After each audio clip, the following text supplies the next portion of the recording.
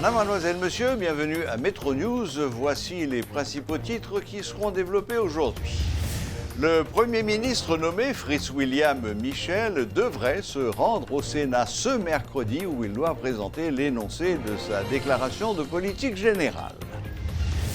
Le président de la Chambre des députés invite le président du Sénat, Karl Burak-Cantave, à assumer ses responsabilités en s'assurant que la séance se termine par un vote. Il offre ses conseils au président du Sénat et assure que le président Cantave a le leadership nécessaire pour assumer pleinement sa tâche.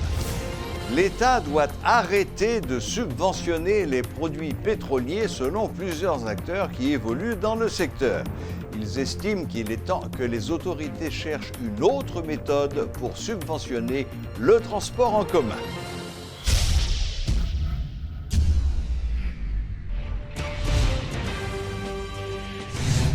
Le président de la Chambre des députés, Garibodo, plaide en faveur de la tenue d'une séance régulière au Sénat. J'espère qu'il y aura une séance démocratique au Sénat, a dit M. Baudot, faisant référence aux menaces de plusieurs sénateurs de l'opposition radicale. Ces sénateurs envisagent d'empêcher la tenue de la séance de ratification de politique générale du Premier ministre Fritz William Michel. Ces parlementaires qui avaient détruit le mobilier du Sénat empêchant la tenue de la séance de ratification du Premier ministre Jean-Michel Lapin. Il faut que la démocratie triomphe pour que la séance se tienne dans la paix et que la majorité se prononce dans un sens ou dans l'autre, a déclaré M. Baudot. De plus, le député de Delma exhorte les sénateurs à cesser leur tergiversation et assumer leurs responsabilités en sanctionnant la déclaration de politique générale du Premier ministre Michel. S'il persiste dans cette attitude, le Parlement aura la même finalité que l'armée d'Haïti, a prévenu M. Baudot. Les députés sont partis lundi soir en vacances au terme de la deuxième session ordinaire de l'année législative. Une session quasiment blanche en termes d'activité pour ces parlementaires. Ce qu'a regretté le président de l'Assemblée nationale, Karl Burak-Cantave.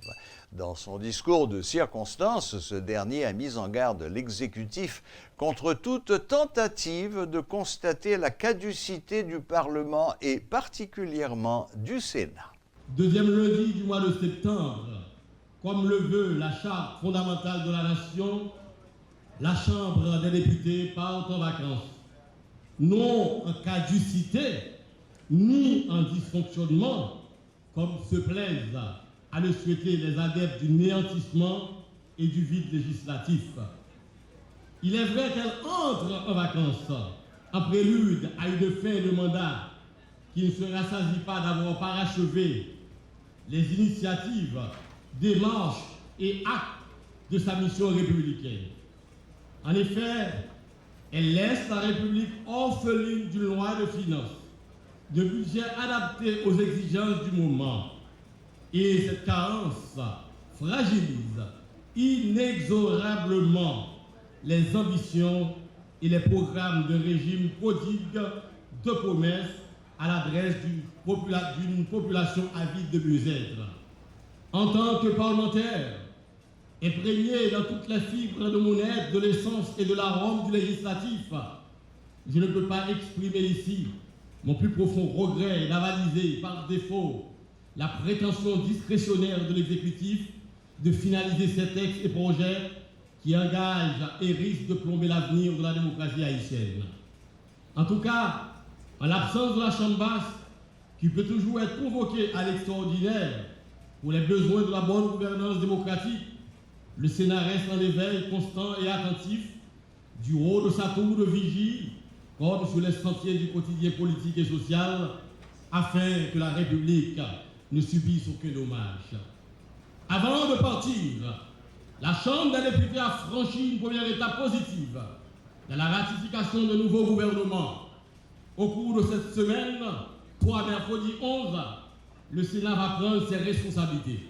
Et de cette échéance du départ en vacances, de la Chambre des députés, des prophètes de catastrophes épilogues déjà sur la fin ou la rupture impromptue du mandat sénatorial et sur l'éventualité d'une gouvernance exécutive par décret et en force de loi.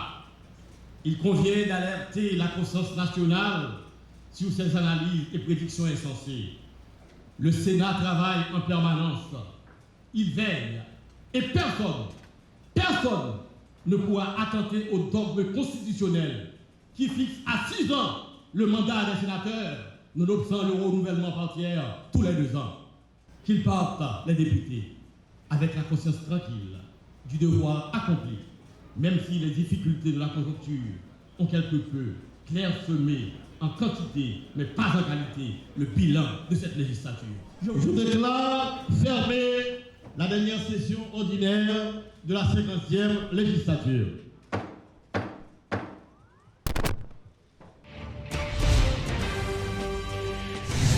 En marge d'une distribution de kits scolaires aux personnes souffrant d'un handicap, Mirlande Maniga et Éric Jean-Baptiste ont abordé différents sujets d'actualité tels que les subventions de produits pétroliers, la sécurité et l'entretien des axes routiers ou encore la fin de mandat des députés et sénateurs de la République. Jérémy Tillon et Claude Désir étaient sur place, suivez leur reportage.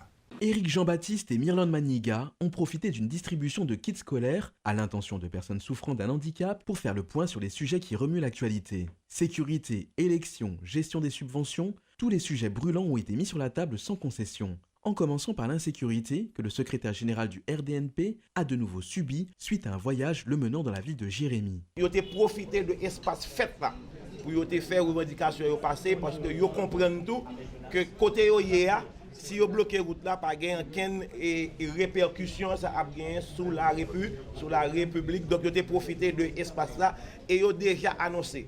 Ils ont annoncé à tous sénateurs, à tous députés, à tous magistrats qui connaissent que c'est leur fête seulement, il y a pas le venir, ils ont déjà annoncé que l'année prochaine ou bien à n'importe quel moment que chef yo dans département, il a coupé route là puis tout kembe en bas. Donc à montrer dans quelle situation qui a vécu parce que yo les oublié les sorti côté que yo sorti.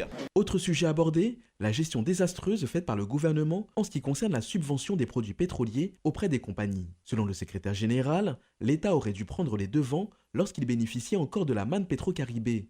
De plus, il reconnaît qu'une certaine injustice est faite aux citoyens lorsque l'on sait que le diesel est utilisé par les personnes les plus favorisées. Et pour être encore plus clair, Éric Jean-Baptiste se met également dans le lot de ces personnes privilégiées. Crise gaz que nous avons la journée aujourd'hui, c'est conséquence, c'est mauvaise disposition, mauvaise gouvernance qui gagne dans le pays depuis un pile d'années. Et gagne un système qui a, une structure qui a, qui te prévoit que chaque fois gaz la descend pour baisser le prix et chaque fois gaz la monter pour monter le prix. Malheureusement, le gaz a baissé, le prix a bas, l'État a profité, il boulosé, il a bien passé, qu'on dit dans le gaz là, qu'on dit à terre, dans la rue, et le gaz là a monté, ou gagne l'État côté que l'exécutif là en perte de confiance dans la population. Ce qui vient faire que c'est difficile pour lui-même pour qu'il fasse les ajustements nécessaires. Et je dis à l'État là, il continue à subventionner les gens qui sont riches. Que diesel a boulé dans gros delco, que diesel a boulé dans machine que moi-même m'a boulé. C'est diesel. Donc à chaque fois que l'État a perdu 50 gouttes, 80 gouttes, 100 gouttes sur un gallon diesel, mais c'est n'importe quoi l'État a mis 100 gouttes ça. Quant à Mirlande Maniga, son constat est sans appel en ce qui a trait à la fin du mandat des sénateurs et députés. Pour la constitutionnaliste, le Parlement va se retrouver dans l'impossibilité de fonctionner sans prendre de pincettes. Elle souligne que nous nous dirigeons vers le chaos. On connaît que 50e législature là, il finit hier, pas de gain prolongation. D'accord? Où il dit 50e bis, etc. On a marché pour que deuxième lundi de janvier, normalement, c'était 51e législature là qui vous a installé. Donc c'est tout ça que je suis capable de dire nous à ce sujet. C'est pour entendre pour nous qui ça les décideurs pour respecter la Constitution, respecter la logique, respecter la population, qui décision est bonne. À partir de janvier, 51e, à condition que gagne des nouveaux députés ou que députés qui l'ont, il y aurait élu. Parce que logiquement, c'est pour nous gagner l'élection au mois d'octobre. Dans le mois d'octobre, là, on a des députés qui sont réélus et tu as des nouveaux députés. Le RDNP a dressé un sombre constat qui ne présage rien de bon pour l'avenir. En pleine rentrée scolaire, les solutions à la crise sont minces et parfois non prises en compte. Entre-temps, de plus en plus de figures de la classe politique ou de la société civile se prononcent pour ou contre la prolongation de ces subventions pétrolières. Un sujet encore tabou il y a quelques mois, un mal pour un bien pourrait-on dire. L'expert en question d'énergie, Réginald Noël, juge qu'il est temps que les autorités cherchent une autre méthode pour subventionner les transports en commun. Selon lui, le modèle actuel n'est plus soutenable pour les finances de l'État. En outre, il fait remarquer qu'actuellement, l'importante dette envers les compagnies réduit la marge de manœuvre de l'État dans ce domaine. Même son de cloche de la part de Renan Paul, distributeur de carburant, qui s'interroge sur la capacité de l'État à s'acquitter de ses dettes et à inspirer suffisamment confiance aux compagnies. La question de la subvention est toujours clé. Il faut que nous jouions l'autre méthode pour nous capables de subventionner, soit subvention directement au transport, pour nous subventionner le transport, mais pas le carburant lui-même en soi. Ce n'est pas la première fois qu'un pays a fait face à une situation pareille. Il y a plein d'autres pays qui font. Nous sommes capables de chercher des exemples, chercher des modèles qui sont plus ou moins appropriés avec pas nous. Le transport en commun en Haïti, malheureusement, est privé. L'État est légèrement présent dans la question de dignité. M. Babézy, tout l'autre pays, c'est public qui fait, c'est l'État qui est responsable, mais nous croyons qu'en pile pays. Et le nègre a dit que subvention à l'ébat mon riche, c'est vrai, qui a acheté bus diesel là, qui a fait transport avec là, mais il a subventionné, monsieur tout. Nègre qui prend courant EDH là, monsieur bénéficie de subvention. Et pas oublier que tout diesel qu'on a importé, le gros du diesel qu'on importe va directement vers la génération d'électricité, c'est pas la route qui consomme le diesel. Tu vois? Il faut maintenant qu'on s'asseye, qu'on prenne le temps, ça va, c'est pas une question qui va se résoudre du jour au lendemain. Ça va prendre 3 à 5 ans pour nous capables de solutionner les problèmes de transport en commun. Hein, et regarder qu'on a la subvention, appliquer la loi de 1995. Qu'on le varie, le varier. Oh, quand le varie là-bas, il varie ici. À 5%, que le répercuté sur le plan. Pas oublier que chaque fois que le baril de pétrole là pour $1, il y a une répercussion de 2 à 3 centimes sur le prix à la pompe. Donc c'est comme ça qu'on est capable de calculer le garder pour exactement. Mais la grande question qui se pose actuellement, l'État a une dette d'environ de 6 à 7 milliards de gourdes face aux compagnies pétrolières. Même si on ajuste le prix qu'on est là, mais qu'est-ce qui va devenir de cette dette? Qui est-ce qui va payer la dette antérieure?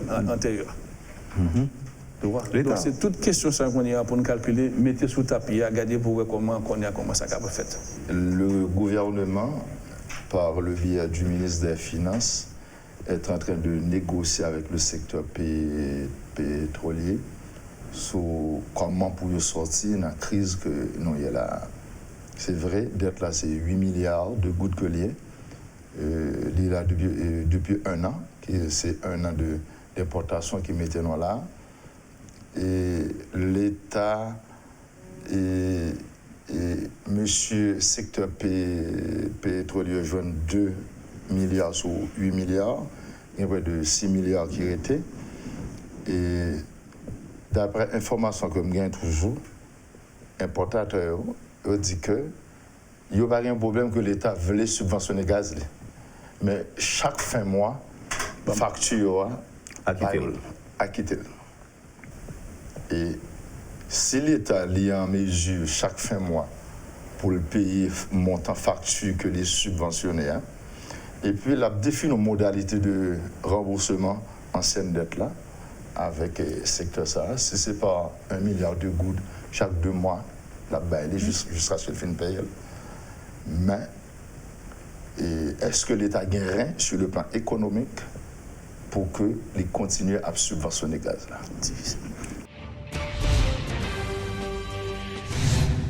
Le moment est idéal pour procéder à la suppression de la subvention selon l'économiste et gestionnaire Johnny Augustin qui déplore l'absence de communication de la part de l'État sur cette question. J'ai l'impression que nous peut parler, mais suivre pour eux, est-ce que nous vraiment pas les payer gaz là à un prix qui est plus haut? Les gens qui a galon jaune ils ont acheté gaz là, ils ont vendu à 750 gouttes, 1000 gouttes. Est-ce que les gens n'ont pas acheté gaz là après ça? On prend un transport alternatif qui c'est motocyclette. Là, on paye transport moto, il paye des fois 5 à 6 fois plus cher que camionnette. Est-ce que les gens n'ont pas payé? Ils payent. Nous avons plusieurs types de transport. Il y a un transport matériaux, ou un transport marchandises, matières premières avec passagers. Ils ont monté le prix chaque jour. Produits n'a mangé chaque jour qui est supposé affecter la vie chère, ils ont monté chaque jour. Les gens n'ont pas pris la rue pour manifester parce que l'huile là prend 5 gouttes, 10 gouttes, 15 gouttes. Gaz là, la majorité de la population n'a pas utilisé gaz là directement.